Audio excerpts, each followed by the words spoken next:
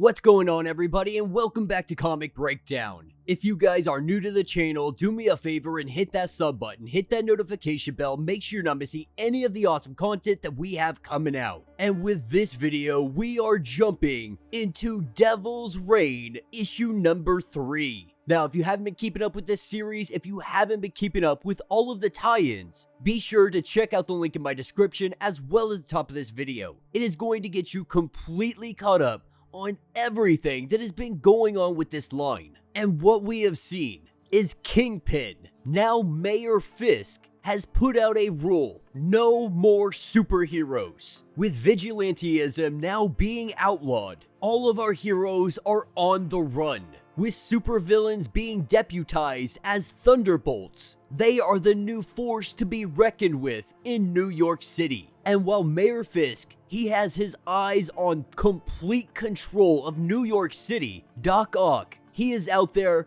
doing so much more. Having access to Reed Richards' lab, this has enabled him to teleport interdimensionally to other variants of himself throughout the multiverse. Now, be sure to buy the comics, support the industry, and with that being said, let's dive into this breakdown. Alright gang, so as we dive into this issue, we have Ben Reilly, aka Spider-Man, currently standing in for Peter Parker. But Spider-Man, he is in rough shape, because this interrogation by the police, it has gone rough. They have been beating him down, with him bleeding all over the place. They are trying to get his name, and it could be very simple for them to just run his prints and try to figure out who he is. But the issue is, half of the department, they are divided, because Spider-Man, all of these heroes, they have saved the day so many times, and prosecuting them for doing what they have always done, a lot of them, they don't agree with this. But this interrogation, it is quickly cut short, and that is because we have the arrival of the Thing and Johnny Storm.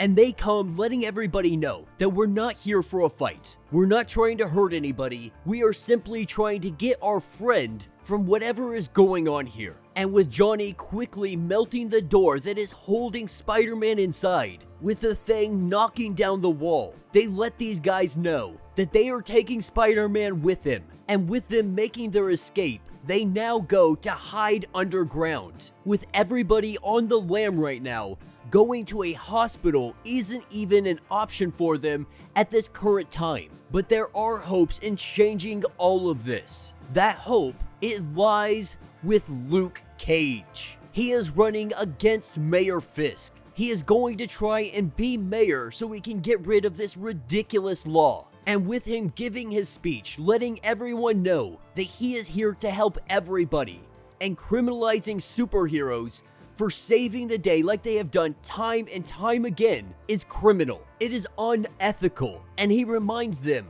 that we are talking about Kingpin, the Kingpin of crime, that he has never had intention of saving this city. He is only making it look like he is the one saving you all, when the reality is, this is all a ploy to put you guys in a state of fear. But Luke Cage vows that he will save this city, like he has done time and time again, directing all legal questions over to Franklin Nelson. Him and Jessica, they head out. Not really sure what the future holds, but they believe that this is their best option. If they are going to combat somebody like Mayor Fisk, they think it is best that they do it politically. Now that's where we pick up with Sue Storm, currently talking to her lawyer, trying to figure out what options they actually have. Now, of course, they made some chumped up charges, and they are doing this in an effort to keep them away from the Baxter building. All a ploy by Dr. Octavius. And so, for at least the time being, our Fantastic Four team,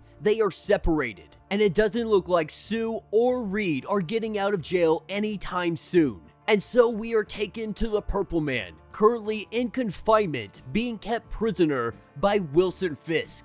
And the Purple Man, he has to ask the question that, why are you doing this? Because the reality is, you are using my power to persuade one city. And the Purple Man calls this kind of small potatoes. Like, for someone like Kingpin, for Wilson Fisk, going after New York City, enacting a superhero law, It feels like it's kinda beneath you with all of the power that you have already acquired. Now, Wilson Fisk, he seems to be acting like this is some kind of ploy as something bigger, making the small steps, and those small steps sometimes win a war. But the Purple Man, he knows what this is all about. This is all about Daredevil. Daredevil has gotten under his skin, like a tick that will not get out. And more than that, Wilson Fisk is missing memories. He doesn't know this yet. He knows something is missing though, and he knows that Daredevil, he did something. And the Purple Man, he knows exactly what is going on. He didn't piece it together until just this minute. Hearing that information,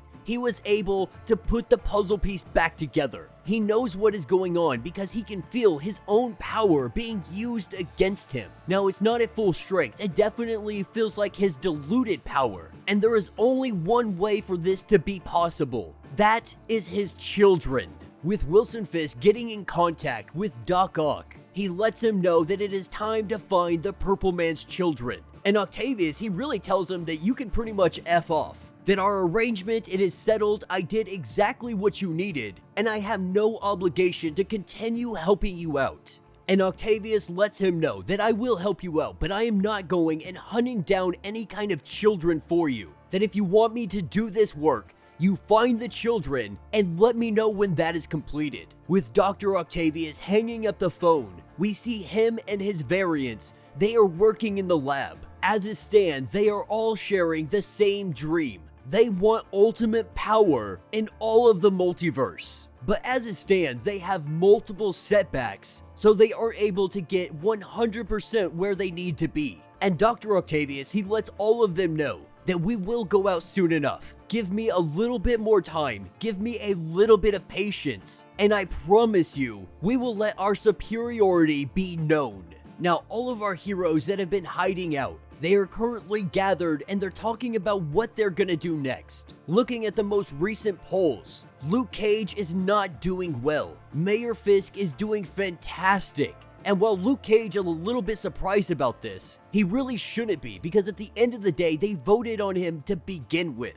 They already voted him in once, so why wouldn't they do it again? Because Fisk, he uses fear as power, creating all of this fear inside of all of the civilians. This is what's making them decide to vote for Fisk. Now, Jessica Jones, this is where she begins to feel something. She feels the Purple Man. They are using him in some way, shape, or form to influence everybody. This has been the secret weapon of Fisk this entire time. The heroes completely unaware of that, but now they know for certain.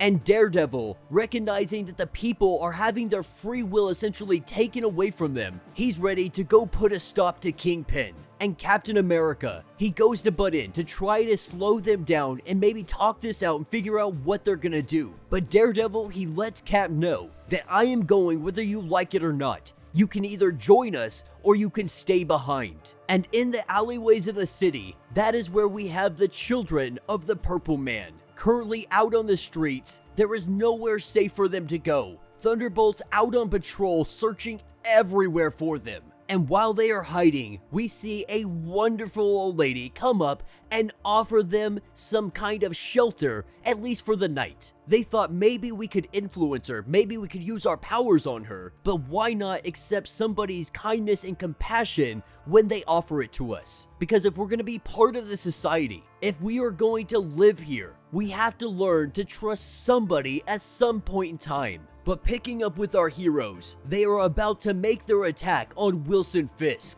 As they sit on the building top right outside of his place, this is where they get attacked, because we have the arrival of Dr. Octavius and all of his variants. With Hulk Octavius bashing through the side of the building, this battle is underway, with Iron Man being taken down by Ghost Rider, burning him, and he is falling out of the sky. We have our Hulk variant that is just beating She-Hulk down into the ground. And while this fight is happening, in the background, we have Wilson Fisk that is watching everything unfold. Though this was completely unexpected to him, this is definitely playing in his favor. Now, Dr. Octavius and all of his variants, they had come here in an opportunity to take Fisk down. They were going to remove him from his seat of power. They had every intention of taking this power for themselves. And Dr. Octavius, he had already had a political candidate to try to take him down.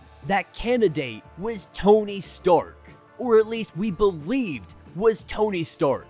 But underneath that Iron Man suit, it is Chameleon. With Dr. Octavius replacing Tony Stark with Chameleon, that is why Tony Stark has been acting so weird lately. And so because his candidate had been taken out of the fight, he is gonna make it look like he is saving the city from all of the heroes. That he is going to take all of them down now that he is deputized as a Thunderbolt. And for our heroes, this is not a fight that they expected to be fighting today. They expected to go in, take down Kingpin, and try to figure out how he is connected to the Purple Man. They did not expect Dr. Octavius and all of his variants to make their attack. Completely outnumbered, unequipped, and unready for this fight, they have to make their escape. And while all of this is going on, we see Franklin Nelson headed into his office. As he goes in there, he is met by two thugs. Two thugs that are ready to silence him. Using a crowbar, they bash until he is bloody, until he has no voice to say anything again. And that will be the end of this issue. So let me know what you guys think down in the comments. You know, I've been pretty happy with Chip Zdarsky's Devil's Reign so far. I know it resembles quite a few other stories, if I'm being honest. But these stories, these events, they are always a ton of fun. And I think the biggest takeaway from this is the Superior Four. Everything going on with Doc Ock. But I also like the fact that we're having to try to traverse this political landscape. That the heroes can't just go out there and punch their way through every single problem. I think that's really what I've gotten most from this story, is that sometimes they have to be political. Sometimes they have to play the game in order to beat the game.